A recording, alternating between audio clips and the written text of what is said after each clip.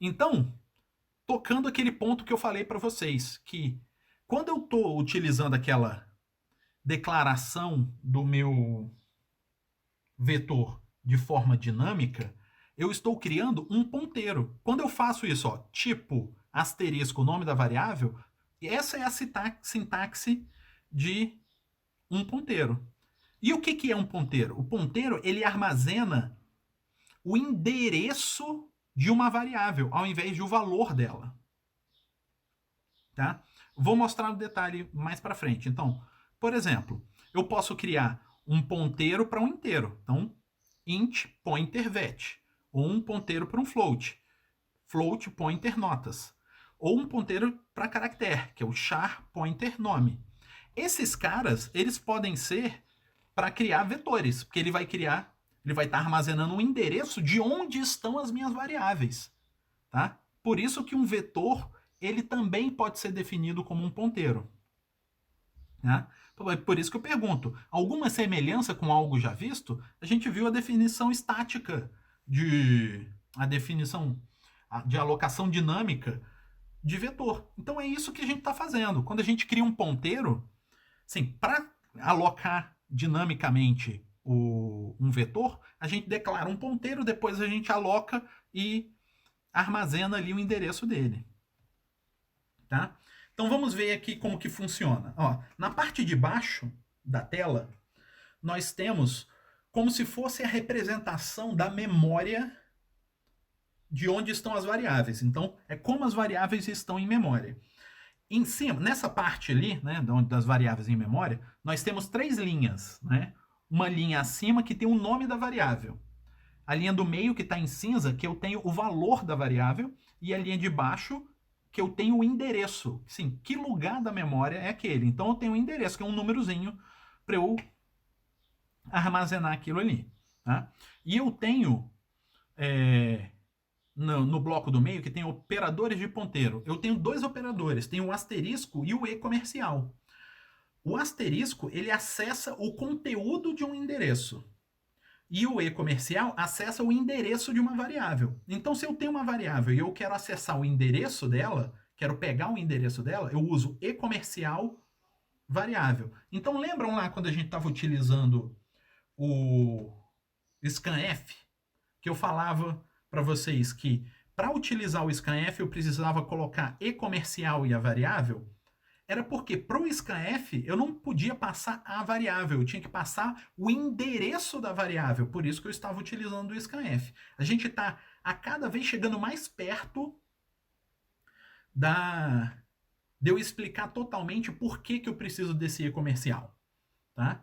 Então eu preciso do e-comercial variável, então eu estou pegando o endereço da variável. E quando a gente fazia a alocação, a gente usava esse asterisco, certo? A alocação de um ponteiro, que é para falar que é o conteúdo de um endereço, tá? Que é um ponteiro, certo? Então, como que eu criaria um trecho de código que criaria essas variáveis em memória do jeito que está no terceiro bloquinho ali, tá? Então, lá em cima eu tenho um código. Esse código, ele criaria a memória mais ou menos desse jeito aqui.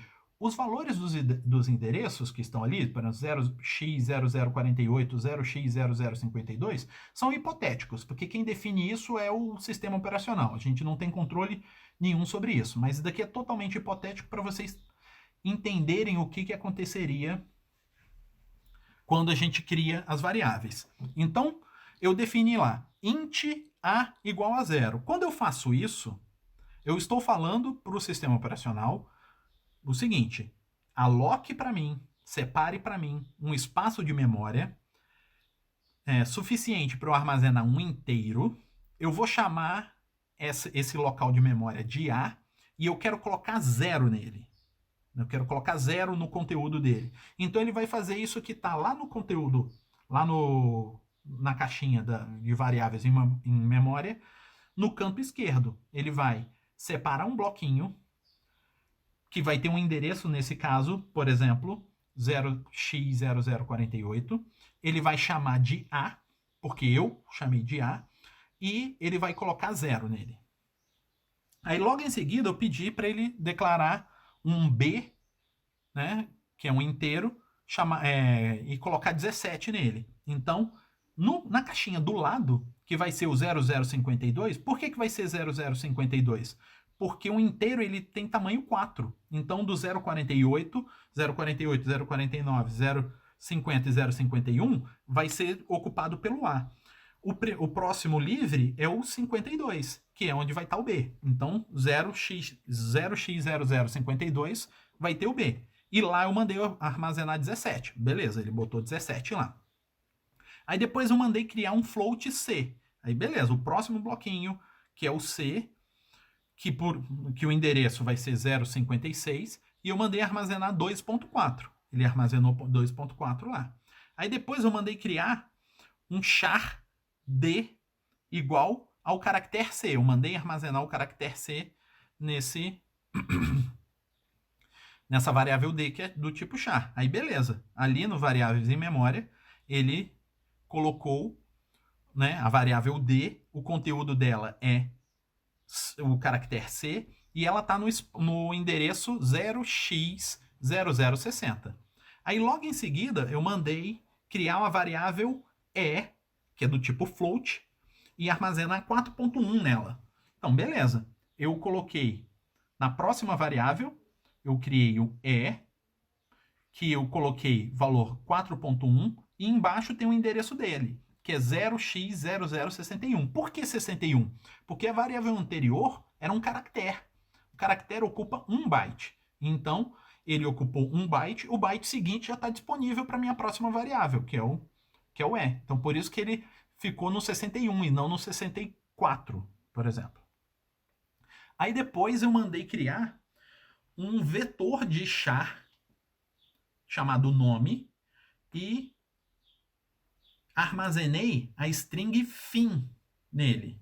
Então, o que ele vai fazer? Se o vetor é de 4 posições, ele vai armazenar para mim 4 posições. 4 posições que caibam um caractere, porque é um vetor de caractere.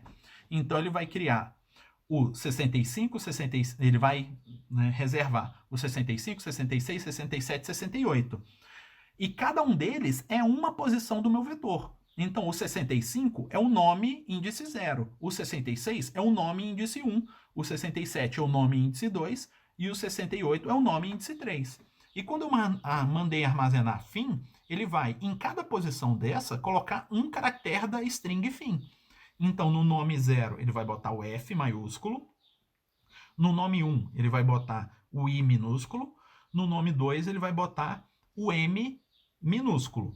E no nome 3, ele vai colocar o terminador nulo. Lembram que eu falei que toda variável do tipo string, ela é terminada com o terminador nulo, que é o caractere contra a barra 0?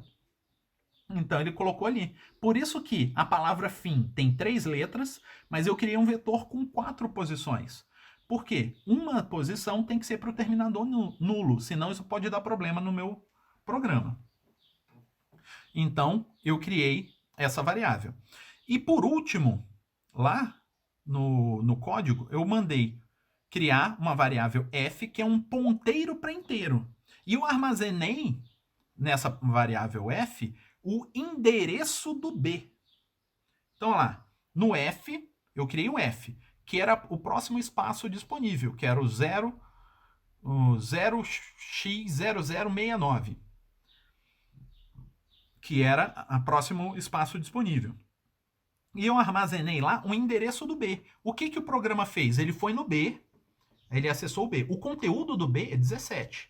Mas o endereço do B é 0x0052. Quando eu mandei armazenar no F o conteúdo do B, o endereço do B, ele pegou o endereço, que é o 0052, e armazenou ali. Então, ele não armazenou 17 ali, ele armazenou o endereço de onde está o 17. E quando a gente passa lá para o scanf, eu estou passando isso. Eu estou passando para ele não a variável B, mas o endereço da variável B. Quando eu faço scanf em e-comercial B, eu estou passando 52. Que eu estou passando qual o endereço da variável onde eu quero armazenar aquele valor. Certo? É isso que eu estou fazendo. E isso é o grande poder de ponteiros. Agora, para vocês, pode parecer assim, mas é uma bobeira, não ajuda de nada. Isso ajuda bastante, porque isso faz com que eu acesse coisas que normalmente não estariam no meu controle. É assim que um programa se comunica com outro dentro do sistema operacional. Ele armazena algo no endereço e passa o endereço para outro programa. E o outro programa sabe, a coisa está no endereço tal. Ele vai lá. Porque o programa ele só pode acessar, tipicamente, o que está sob controle dele, o que ele cria. Mas se um programa quiser se comunicar com outro, ele tem que utilizar esses endereços. Então ele fala, eu escrevi a informação e botei em tal lugar. Aí o outro programa vai lá, tá bom, então eu vou lá em tal lugar e pego.